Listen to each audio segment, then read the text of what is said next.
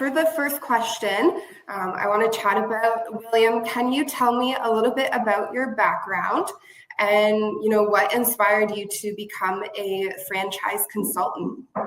Yeah, happy to. So I spent about 30 years in the corporate world after graduating from school. And the first 10 years or so were in retail management. The last 20 or so years were in the media industry. And unfortunately, most of my time in the media industry is when the industry was in decline. And it was very, very difficult industry to work in. Encountered a lot of toxic environments, a lot of struggling places where I worked. And it was just tough. And I have known my entire life, going all the way back till I was about 7 years old, that I was meant to be an entrepreneur. And so in 2019 is when I finally made the decision to take control of my own life, leave the corporate world, and start my own businesses. So I started a few businesses after leaving the corporate world: a rental car company, a travel agency, a professional coaching practice, and all of that kind of led me into the world of franchising. And I discovered, as a franchise development manager for another brand, that I was actually pretty darn good at it. In about 18 months, I was able to open about 90 units around the country. And when I learned about franchise brokering, particularly the Franchise Brokers Association, that was when my eyes were open to this reality that I can do with about 800 companies across 37 different industries what I was already doing a darn good job with just one brand in one industry. So it was an easy yes for me. I opened up my brokerage in the spring of 2023, and it's been fantastic. Awesome. Yeah, no, you've had a ton of good experience, which I think makes you a really valuable franchise consultant and broker, because you can really share your experience with your clients. And I think it's something that they're really able to relate to. And yeah, I know that we've been connected for the past couple of years, and I've really seen your success, which is awesome. So another question for you. When you work with your clients, what is your process for understanding their goals and skills and financial needs before you actually go ahead and recommend their franchise options? Yeah, thank you for asking that. And I think it's important to recognize right out of the gate that in my brokerage, we're not in the sales process. We're in the relationship process. And that's what we're doing here. We're building relationships with our candidates. We're building relationships between our candidates and the franchisors. And so everything is built on this foundation of a relational approach to working with our candidates. So it always begins with a simple introductory call. We spend about 15 or 20 minutes on a phone call, getting to know one another, telling them about what we do, how we do it, how we can help them, and then learning from our candidates about, what kind of business have you always dreamed of owning? What types of businesses sound exciting to you? We want you to love your business as much 10 years down the road as you do on grand opening day. So we're not here just to help you invest a lot of time and money and resources into another job for yourself. We really want you to love this. So we spend a lot of time talking about their passions and their interests, but also their financial position and what their financial goals are, their financial qualifications. After that call, we then spend 3 or 4 days conducting research on our inventory of 800 or so brands, and using the information provided by the candidate and an entrepreneurial assessment that we ask them to complete. We're typically able to take that inventory of 800 brands or so and narrow it down to 8 or 10 that are going to be really a great fit for this person, and that also have available territories in their market. Once we've completed our research, we jump on a Zoom call together for a brand presentation, typically about an hour, where we do a high-level overview of each brand. We talk about the concept, what they do, the history of the company. We talk about the investment requirements. We talk about the potential return on investment utilizing item 19 historical data. And by the time we get to the end of that meeting, they typically have seen 1 or 2 or 3 that they're really excited about. And it's at that point where we position them as a high priority candidate with the franchise. We have great relationships with franchises like Schooley Mitchell, for instance, and we know that our candidates are really going to get bumped up near the top of that list when we present them, because they've already been pre-qualified and we know that they're a great candidate. So once we make that introduction, that kicks off usually about a 6 to 10 to 12 week due diligence process. And unlike a lot of brokers out there, this is a long-term relationship for us. We stay with our candidates all the way through the process, all the way to the finish line when they're awarded their franchise. We do that through weekly strategy calls, providing them with resources and just being there for them to make sure, being there as their advocate to make sure that everything is happening exactly the way they need it to happen. That's awesome. Yeah, I think, William, you and your team, you've built a really great discovery process. And yeah, I know as you've worked with Schooley Mitchell, it's so clear how much you really care about helping the client that you're working with. You're really genuine in ensuring that you find a great match for them. So that's really wonderful to hear. I guess on the other side of things, how do you evaluate and vet franchises before you feel comfortable recommending the model to a client that you're working with? Yeah, one of the great advantages we have is being a member of the Franchise Brokers Association. And there's this whole team of people in Orlando, Florida that really do a lot of this work for us behind the scenes. They find the great franchises, they do the vetting, they do the research. And when they drop into our inventory as a brand that we can represent, we already have a pretty high comfort level that this is going to be a really strong concept that we can have confidence presenting.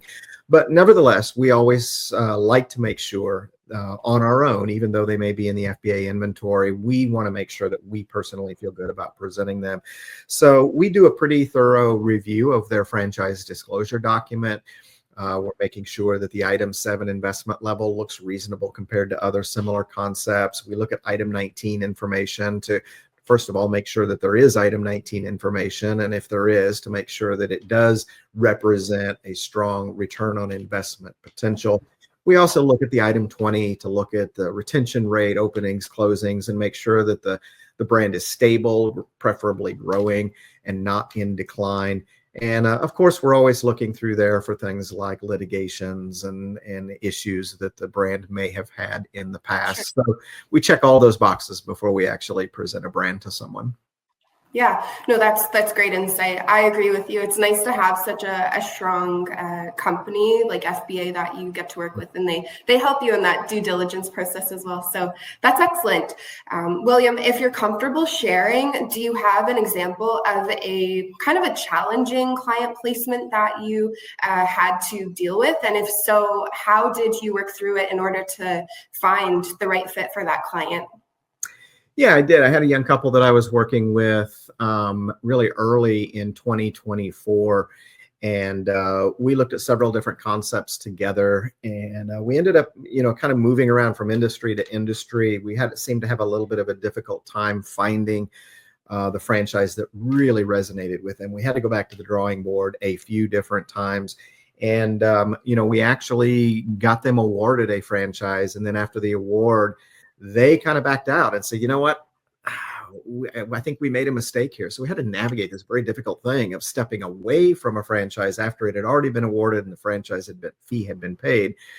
And then, we had to try to help them exit as gracefully as we could, and then pivot them to another brand. And, we had to really double down on our due diligence for that second brand to make sure we didn't have a repeat of the first situation. So, but we were able to take them to a second brand. They loved it. They moved forward. They became a franchise owner, and we're very happy with the outcome. Well, yeah, that must have been a little stressful at the beginning, but I'm glad to hear it all worked out in the end. That's great. Another question, how do you tailor your approach for clients who have varying and different financial situations or even different business backgrounds? Yeah, we deal with people from all different points on the financial spectrum. I just got off the phone with from a strategy call with one of my candidates, and he's got millions of dollars in the bank. He doesn't need financing. He's going to just fund it out of his liquid capital. Easy. Love those candidates. So super easy to work with. But then we have other folks, who are on the opposite end of that spectrum, and they have very low liquid capital, and it's a little bit more challenging to work with them. So one of the approaches we take is with a low liquid capital candidate, is they may have their sights set on a really big franchise with a really big investment. It's just out of their reach right now. So typically what we'll do is we'll say, you know what, let's just build a bridge. Okay. You don't have to give up on your dreams of business ownership. We can just build a bridge, and we're going to build a bridge by helping you find a really good low investment franchise that you can get into with your current financial position. And then you're going to exercise the discipline to roll a portion of your profits from that first business into a startup capital fund for the next big one that you want to get into. And it may be a year, 2 years, 3 years down the road, but we're going to help you build a bridge from where you are today to where you want to go. And again, we're fortunate that we have some really strong business funding partners in this space. And whenever we know that we're working with someone who has a challenging financial situation, right from the start, as soon as we make that brand presentation and they see a concept that they're interested in, we connect them with our funding expert right at the very beginning to give us plenty of runway to figure out the financing before we get to that award day. Yeah, absolutely. No, I think that's the neat thing about franchising, especially starting out. People, they aren't aware that there's so many different models and brands out there, and working with people like yourself, you can help educate them and understand there is a model you can start with, and like you said, build up to the model they maybe originally had in mind. And yeah, excellent to have the funding partners too. Perfect. Another question, can you share with me a particular story of a client that you worked with and they chose the right business for them and ended up finding success? How proud does that make you feel being their franchise broker when you're able to help someone fulfill their dreams? It's such a good feeling because you're setting people free from a degree of bondage that they're in. There's usually, in a lot of cases, when someone's looking at starting a business, there's significant pain in their life. They're unhappy in their role. They're not meeting their financial goals. Maybe they're in a declining industry and they're just burnt out. They're tired and it's just beating them up. But it's something they've done their entire lives, and they lay awake at night thinking, I need out quickly. But gosh, I don't know what I would do next if I were to leave. The industry that I told you about that I came out of, the media industry, one of my first initiatives after opening up my brokerage is I wanted to help people in that industry because I knew what they were facing. I knew what they were dealing with on a day in, day out basis. I could speak their language. And I connected with a newspaper publisher in Tennessee, and it was just a cold outreach. I reached out to him on LinkedIn. He didn't know me. I didn't know him. It's just one of those cold messages from a stranger that most of us delete and hope that we never see again. But he graciously replied and he said, yeah, I'd love to have a conversation. And that led us to begin the process together. And in our brand presentation, he chose 3 different concepts to take a little bit deeper dive into. Very quickly, 2 of those fell away. One of them rose to the top. He absolutely loved the brand. And we went the distance, and he went to Discovery Day. He was awarded his franchise. And I remember just the text that I got on that day, all caps, exclamation points. I've been awarded my franchise. And then he texted me again a week or 2 later. I just turned in my resignation, and, I was jumping up and down with him, from a distance. And then a couple months later, I think it was his birthday, I saw it pop up on LinkedIn, and I just sent him a happy birthday message, and he replied back and said, thanks, man. He said, I got to tell you, my business is doing fantastic. He told me the revenue numbers that he was hitting just 3 months into his business, blew my mind, told me that he is already hiring his first employee. And then he came back actually a couple weeks ago and gave me an update, and his business just continues to soar. So to be able to help someone who was in a very similar situation that I personally went through, to escape, to find a beautiful franchise, and to have such tremendous success in his first year, my goodness, so rewarding. Oh, that's awesome. What an incredible story. I bet it feels so amazing to know that you played a role in changing someone's life so positively. That's awesome. And I love that you stay in touch.